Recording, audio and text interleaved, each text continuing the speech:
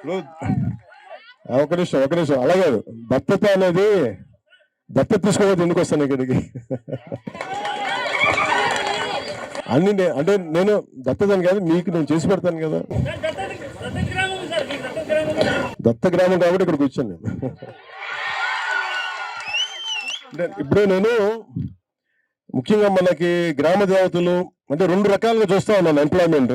ఎవరికైనా సరే మీకు కానీ మీరందరూ కలెక్టివ్ 10 సెంట్లు కనుక భూమి మీకుంటే దానికి నిధులు ఇచ్చి 3 సంవత్సరాలు నిధులు ఇచ్చి మీరు ఆదాయం వచ్చే మార్గాలని మీకు పంచాయతీరాజ్ శాఖే తీసుకుంటుంది.